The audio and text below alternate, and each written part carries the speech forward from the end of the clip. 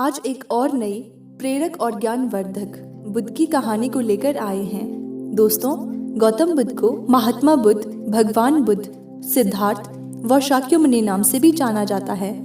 कहानी छोटी है मगर बहुत कुछ सिखा सकती है, इसलिए आशा करते हैं कि आप इसे पूरा जरूर सुनेंगे। तो चलिए शुरू करते हैं इस बेहतरीन कहानी को, जो कि एक गिलहरी और बुद्ध की कहानी है। गौतम बुद्ध आत्मज्ञान की खोज में तपस्या कर रहे थे। उनके मन में विभिन्न प्रकार के प्रश्न उमड़ रहे थे। उन्हें प्रश्नों का उत्तर चाहिए था, लेकिन अनेक प्रयासों के बाद भी उन्हें सफलता नहीं मिली।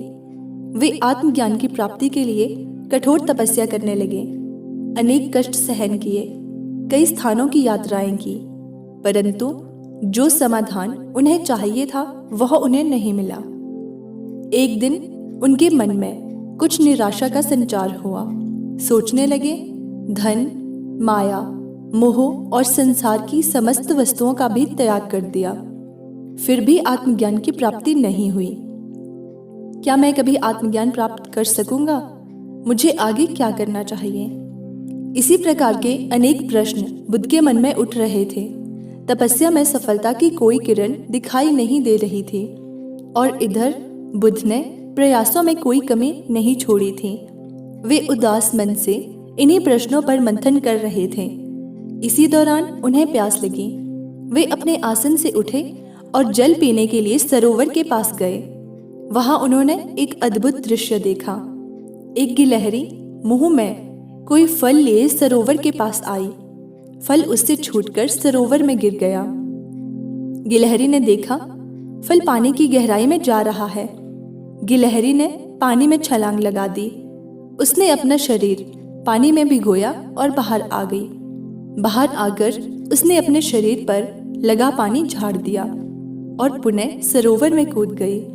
उसने यह क्रम जारी रखा। बुद्ध उसे देख रहे थे, लेकिन गिलहरी इस बात से अनजान थी। वह लगातार अपने काम में जुटी रही।